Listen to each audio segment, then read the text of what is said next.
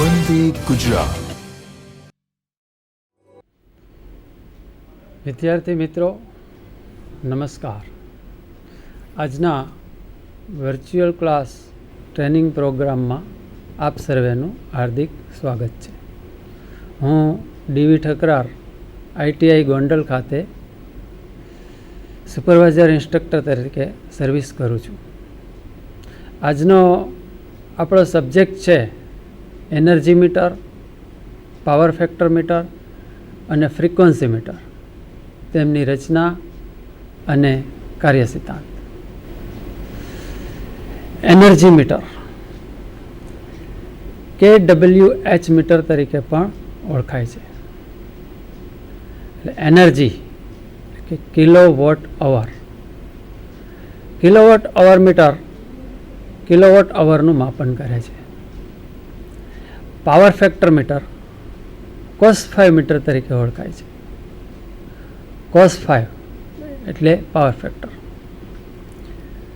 Frequency meter HZ meter એટલે કે hertz metre ફ્રીક્વન્સીનું માપન કરે છે. તો આ ત્રણેય મીટરો આપણે જે ડિસ્પ્લે ઉપર જોયા એમના વિશે શીખવાનું, સમજવાનું, એમની રચના અને કાર્ય પદ્ધતિ જોવાની છે. પહેલાં એનર્જી મીટરની વાત કરીએ. એનર્જી મીટરની રચનામાં driving system, moving system, braking system અને રજિસ્ટરિંગ સિસ્ટમ એમ 4 સિસ્ટમની રચના બનેલી હોય છે. ડ્રાઇવિંગ સિસ્ટમને ડ્રાઈવ કરે છે. મૂવિંગ સિસ્ટમ મૂવ કરે છે. બ્રેકિંગ માટે બ્રેક મેગ્નેટ ગોઠવેલો હોય છે, બ્રેકિંગ સિસ્ટમ. અને રજિસ્ટરિંગ એટલે કે આઉટપુટ જે છે, મીટરનું આઉટપુટ ડિસ્પ્લે પર મળે તે માટે બ્રેકિંગ સિસ્ટમનો ઉપયોગ થાય છે. મિત્રો, એનર્જી મીટરની રચના જોઈએ તો આ એનર્જી મીટર એને સર્કિટ ડાયાગ્રામ જોવા મળે છે. આમાં ઈ શેપનો લીંબ, ઈ શેપનું મેગ્નેટ અને સી શેપનું મેગ્નેટ. ઈ શેપનું મેગ્નેટ જે છે એમાં સેન્ટર લીંબ પર એક કોઇલ બેસાડવામાં આવે છે. કોઇલના 2 છેડા અહીંયા 2 ટર્મિનલ બતાવેલા છે. આ કોઇલને પ્રેશર કોઇલ તરીકે ઓળખવામાં આવે છે. સી મેગ્નેટ જે છે, સી મેગ્નેટ ઉપર એક કોઇલ વીંટાળવામાં આવે છે. આ કોઇલને કરંટ કોઇલ કહેવામાં આવે છે. કરંટ કોઇલના ટર્ન્સ ઓછા અને તાર જાડો હોય છે, જ્યારે પ્રેશર કોઇલ પાતળા અને વધુ ટર્ન્સની બનેલી હોય છે. આ સ્પિન્ડલ છે. અહીંયા વચ્ચે એક એલ્યુમિનિયમ ડિસ્ક બેસાડેલી છે, જ્વેલ બેરિંગ છે, અને અહીંયા ગિયર ટ્રેન સાથે રજિસ્ટરિંગ સિસ્ટમ જોડેલી હોય છે. અહીંયા આ બ્રેક મેગ્નેટ લગાવેલું છે. ઇન્ડક્ટિવ લોડ એડજસ્ટમેન્ટ માટે સી મેગ્નેટ પર કોઇલ વીંટાળેલી હોય છે. તો આ આખી એનર્જી મીટરની રચના થઈ. Driving system, moving system, braking system અને રજિસ્ટરિંગ સિસ્ટમ. ડ્રાઇવિંગ સિસ્ટમ ઈ અને સી શેપના ઇલેક્ટ્રોમેગ્નેટ ગોઠવેલા છે. મૂવિંગ સિસ્ટમમાં સ્પિન્ડલ, એલ્યુમિનિયમ ડિસ્ક અને સ્પિન્ડલની ઉપર અને નીચે જ્વેલ બેરિંગ લગાવેલા હોય છે. બ્રેકિંગ સિસ્ટમ માટે આ બ્રેક મેગ્નેટ, પરમેનન્ટ બ્રેક મેગ્નેટનો ઉપયોગ થાય છે. રજિસ્ટરિંગ સિસ્ટમ એમાં આ જ્વેલ બેરિંગ દ્વારા ગિયર ટ્રેન ગોઠવેલી છે. હવે જ્યારે ડિસ્ક મૂવ થશે એટલે કે ગોળ ગોળ ફરશે ત્યારે ડિસ્ક સાથે સ્પિન્ડલ પણ મૂવ થશે અને તેની સાથે જોડેલા ગિયરને કારણે તેનું આઉટપુટ જે ગિયર ટ્રેન દ્વારા આઉટપુટ સાયક્લોમીટર ટાઈપના સિસ્ટમમાં જોવા મળે છે. સાયક્લોમીટર ટાઈપમાં 0 થી 9 ડિજિટ ફરે ત્યારે 100નું 1 ડિજિટ ફરે. 0 થી 99નું ડિજિટ પૂરું થઈ જાય ત્યારે પછી 1000નું યુનિટ આવે. આ પ્રમાણે સાયક્લોમીટર ટાઈપના ડિસ્પ્લેમાં સિસ્ટમ ગોઠવેલી હોય છે. એનર્જી મીટર કાર્ય સિદ્ધાંત. એનર્જી મીટરનો કાર્ય સિદ્ધાંત ઓલ્ટરનેટિંગ ફ્લક્સ અને એલ્યુમિનિયમ ડિસ્કમાં ઇન્ડ્યુસ થતા એડી કરંટના ઇન્ટરેક્શનને કારણે ડિસ્ક પર ટોર્ક લાગુ પડે છે. ડિસ્કમાં એડી કરંટ ઇન્ડક્શનને કારણે ઇન્ડ્યુસ થતો હોવાથી ઇન્ડક્શન પ્રકારનું મીટર કહેવાય છે. ઓલ્ટરનેટિંગ ફ્લક્સ અને એલ્યુમિનિયમ ડિસ્કમાં ઇન્ડ્યુસ થતા એડી કરંટના ઇન્ડક્શનને કારણે જ્યારે પ્રેશર કોઇલ સપ્લાયની પેરેલલમાં જોડવામાં આવે છે, કરંટ કોઇલ સપ્લાયની સિરીઝમાં જોડવામાં આવે છે.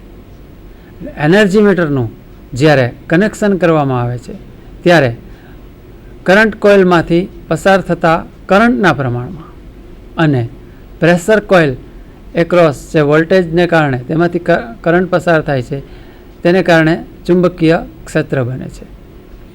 આ ચુંબકીય ક્ષેત્ર એલ્યુમિનિયમ ડિસ્કને કટ કરે છે. અહીંયા જુઓ, આ એલ્યુમિનિયમ ડિસ્ક છે. હવે આ પીસી અને આ સીસી. સીસી એટલે કરંટ કોઇલ, પીસી એટલે પ્રેશર કોઇલ. એટલે ઓલ્ટરનેટિંગ ફ્લક્સ અને એલ્યુમિનિયમ ડિસ્કમાં ઇન્ડ્યુસ થતા એડી કરંટ એ બંને વચ્ચે ઇન્ટરેક્શન થાય છે. એલ્યુમિનિયમ ડિસ્ક જ્યારે મેગ્નેટિક ફિલ્ડને કટ કરે છે ત્યારે તેમાં આ એલ્યુમિનિયમ ડિસ્ક મેગ્નેટિક ફિલ્ડને કટ કરે ત્યારે એડી કરંટ ઇન્ડ્યુસ થાય છે. આ એડી કરંટ અને ઓલ્ટરનેટિંગ ફ્લક્સ બંનેના ઇન્ટરેક્શનને કારણે ડિસ્ક પર ટોર્ક લાગુ પડે છે. પરિણામે ડિસ્ક મૂવ થાય છે, ડિસ્ક ગોળ ગોળ ફરે છે. આમ ઇન્ડક્શનના પ્રિન્સિપલ ઉપર આ મીટર વર્ક કરતું હોવાથી ઇન્ડક્શન પ્રકારનું મીટર કહેવામાં આવે છે. એનર્જી મીટરના કનેક્શન જુઓ, આ સિંગલ ફેઝ એનર્જી મીટર છે. LN input, NL output. એટલે આ બે કનેક્શન મેઇન્સમાંથી આવે છે. આ બે કનેક્શન લોડ તરફ જાય છે. આ સિંગલ ફેઝ છે. સિંગલ ફેઝમાં એક લાઇન અને એક ન્યુટ્રલ. લાઇન એટલે કે ફેઝ અને ન્યુટ્રલ. હવે મેઇન્સ સપ્લાય અહીંયા આપવામાં આવે છે.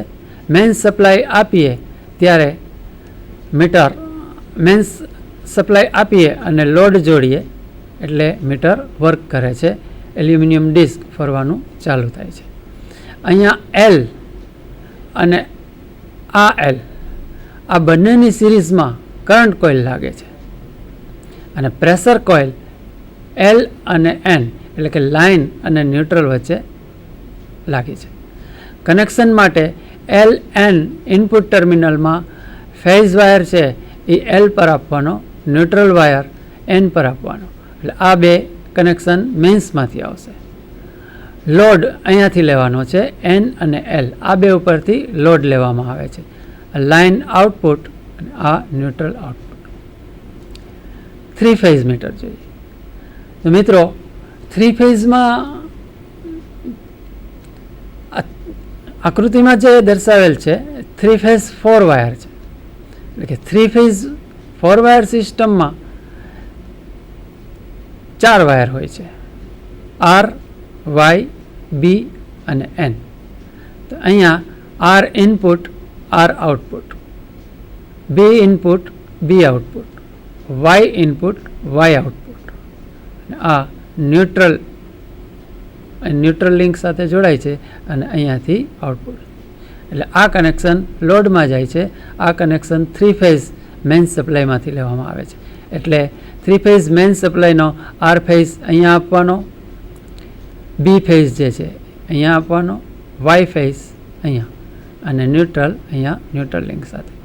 તો આ જે 4 વાયર રહ્યા મેન્સ ઇનપુટ મેન્સ સપ્લાયના છે અને આ આઉટપુટ છે.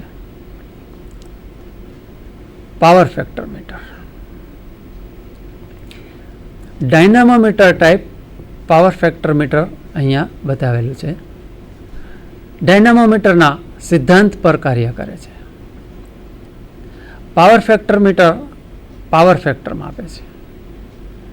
આપણે જાણીએ છીએ કે પાવર ફેક્ટર યુનિટી, લીડિંગ અથવા લેગિંગ સ્કેલ છે. યુનિટી, લીડિંગ અને લેગિંગ. આ પોઇન્ટર લગાવેલો છે અહીંયા. એની પાવર ફેક્ટર મીટરની અંદરની રચના જોઈએ તો ફિક્સ કોઇલ F1 અને F2 આ બંને ફિક્સ કોઇલ છે. આ ફિક્સ કોઇલ F1, આ ફિક્સ કોઇલ F2 સિરીઝમાં બંને કોઇલ જોડવામાં આવે છે. મૂવિંગ કોઇલ, આ મૂવિંગ કોઇલ છે M1 અને M2 આ બંને મૂવિંગ કોઇલ છે. કનેક્શન M1ની સિરીઝમાં એક ઇન્ડક્ટર L જોડવામાં આવે છે અને M2ની સિરીઝમાં રજિસ્ટર R જોડવામાં આવે છે. પરિણામે M2માંથી કરંટ પસાર થતો હોય અને M1માંથી કરંટ પસાર જે થાય છે એ કરંટ બંને વચ્ચે આઉટ ઓફ ફેઝ હોય છે, એટલે કે બંને કરંટ ઇન ફેઝમાં હોતા નથી. હવે અહીંયા એસી સપ્લાય આપવામાં આવે છે અને અહીંયા આઉટપુટ લોડ જોડવામાં આવે છે RL. હવે જ્યારે એસી સપ્લાય આપીએ ત્યારે આઉટપુટ અહીંયા આપણને જે પ્રમાણે પાવર ફેક્ટર હોય લોડનું એ પ્રમાણે ડિસ્પ્લે પર આપણને જોવા મળશે. હવે જ્યારે એસી સપ્લાય ઇન ફેઝ હશે, એટલે કે યુનિટી પાવર ફેક્ટરવાળો સપ્લાય હશે, તો જ્યારે પાવર ફેક્ટર યુનિટી હોય ત્યારે યુનિટી પાવર ફેક્ટર વખતે F1 અને F2 એમાંથી જે કરંટ પસાર થાય છે એ વોલ્ટેજના ફેઝમાં હોય છે. પરિણામે M2 આમાંથી પસાર થતો કરંટ પણ ઇન ફેઝમાં હોય છે. એટલે એક જ ફેઝમાં હોવાથી આ ડિસ્ક પર વચ્ચે આ જે સ્પિન્ડલ સાથે જે પોઇન્ટર છે અહીંયા જોડેલું છે મૂવિંગ કોઇલ સાથે, મૂવિંગ કોઇલ પર ટોર્ક લાગતો નથી, તેથી મૂવિંગ કોઇલ સ્થિર જ રહેશે યુનિટી પાવર ફેક્ટર વખતે. લેગિંગ પાવર ફેક્ટર, જ્યારે લેગિંગ પાવર ફેક્ટર હશે ત્યારે કોઇલ M2 એમાંથી જે કરંટ પસાર થાય છે અને M1માંથી જે કરંટ પસાર થાય છે બંને વચ્ચે ફેઝ ડિફરન્સ હશે. તો ફિક્સ કોઇલ F1માંથી જે કરંટ પસાર થાય છે તે કરંટ અને ફિક્સ કોઇલના વોલ્ટેજ બંને વચ્ચે ફેઝ ડિફરન્સ હશે. પરિણામે આ મૂવિંગ સિસ્ટમને ટોર્ક લાગે છે અને પોઇન્ટર જમણી સાઈડ મૂવ થશે. લીડિંગ પાવર ફેક્ટર વખતે કોઇલ M2માંથી જે કરંટ પસાર થાય છે એ અને M1માંથી કરંટ પસાર થાય છે એ બંને વચ્ચે ફેઝ ડિફરન્સ મળશે. ફેઝ ડિસ્પ્લેસમેન્ટને કારણે મૂવિંગ સિસ્ટમ ડાબી સાઈડ રોટેટ થાય છે, પરિણામે પોઇન્ટર પણ ડાબી સાઈડ રોટેટ થાય છે. આમ ફિક્સ કોઇલ ફિક્સ હોય છે, મૂવિંગ કોઇલ વચ્ચે સેન્ટરમાં ગોઠવેલી હોય છે. આ રીતે dynamometer type power factor meter work કરે છે. યુનિટી પાવર ફેક્ટર વખતે કોઇલ M1નો કરંટ ફિક્સ કોઇલના કરંટના ફેઝમાં અને M2નો કરંટ 90 ડિગ્રી પાછળ. આપણે હમણાં વાત કરી કે M1નો કરંટ ફિક્સ કોઇલના કરંટના ફેઝમાં અને M2નો કરંટ 90 ડિગ્રી પાછળ. આથી પોઇન્ટર સેન્ટર મારીએ. લેગિંગ પાવર ફેક્ટર વખતે M1નો કરંટ 90 ડિગ્રી પાછળ. લેગિંગ પાવર ફેક્ટર વખતે આ M1નો જે કરંટ છે એ 90 ડિગ્રી પાછળ હોય છે, તેથી પોઈન્ટર લેફ્ટ સાઈડ મૂવ થાય છે. અને લીડિંગ પાવર ફેક્ટર વખતે M2નો કરંટ 90 ડિગ્રી પાછળ છે. લીડિંગ પાવર ફેક્ટર વખતે આ M2માંથી જે કરંટ પસાર થાય છે 90 ડિગ્રી પાછળ હોય છે, તેથી મૂવિંગ સિસ્ટમ ડાબી સાઈડ મૂવ થાય છે. આથી પોઈન્ટર એન્ટી ક્લોકવાઇઝ ઘૂમશે. આમ લેગિંગ પાવર ફેક્ટર વખતે પોઈન્ટર ક્લોકવાઇઝ ઘૂમશે, લીડિંગ પાવર ફેક્ટર વખતે પોઈન્ટર એન્ટી ક્લોકવાઇઝ ઘૂમશે. મિત્રો, આકૃતિમાં અહીંયા પાવર ફેક્ટર મીટર બતાવેલ છે. આ 0.5 લીડિંગ, 0.5 લેગિંગ અને સેન્ટરમાં યુનિટી એટલે કે 1 છે. આ cos5 મીટર એટલે કે પાવર ફેક્ટર મીટર છે. હવે જોઈએ ફ્રીક્વન્સી મીટર.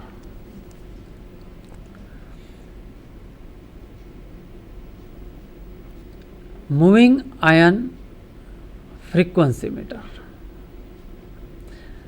કાર્ય સિદ્ધાંત જોઈએ તો બે સમાંતર એસી સર્કિટ, એક ઇન્ડક્ટિવ અને બીજી નોન ઇન્ડક્ટિવ, એની વચ્ચે સોફ્ટ આયન પીસ મૂકવામાં આવે છે અને ફ્રીક્વન્સીના ફેરફારને લીધે બંને સર્કિટના ફિલ્ડ બદલાવાથી મૂવિંગ આયન પર ટોર્ક લાગે છે.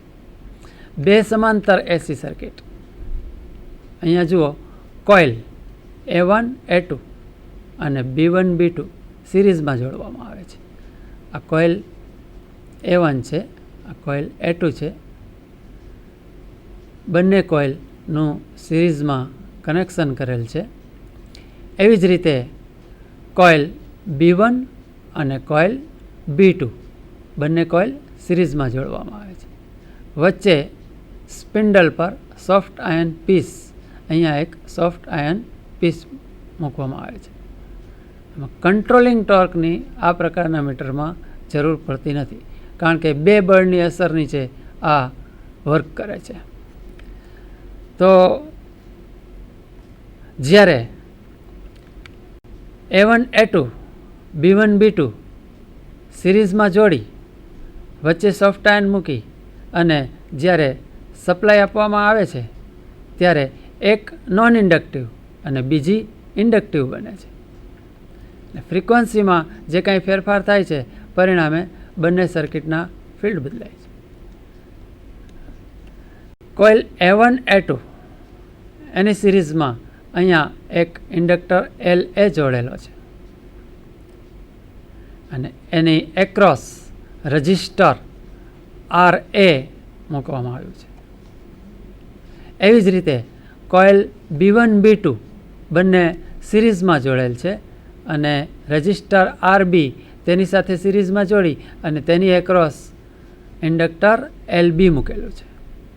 અહીંયા સિરીઝમાં એક હાર્મોનિક ફિલ્ટર મૂકેલું છે.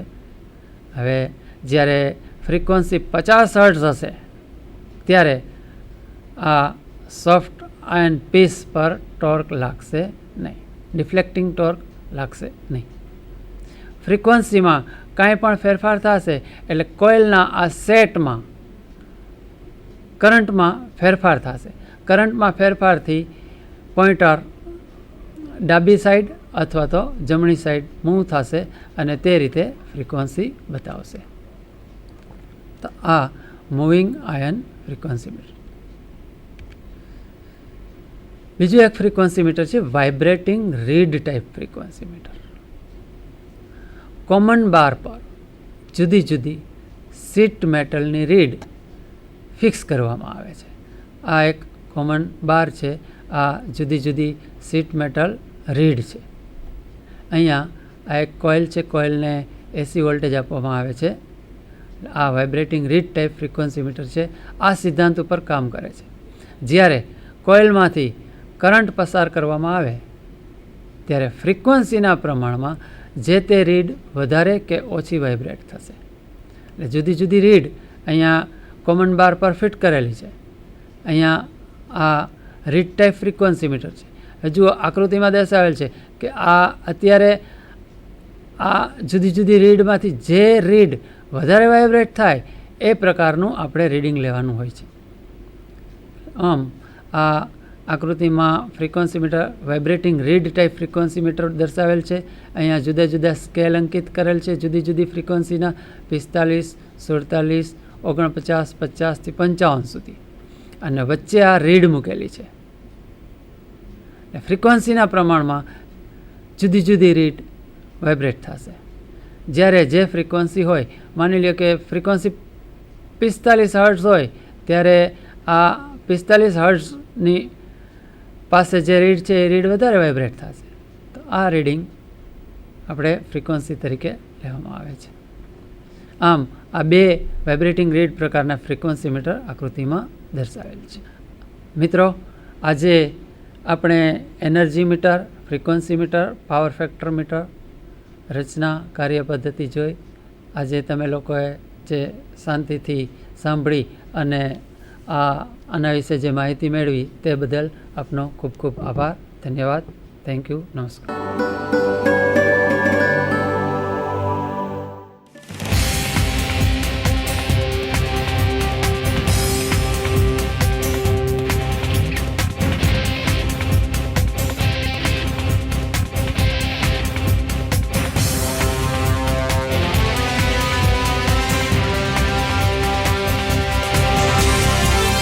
વંદે ગુજરાત.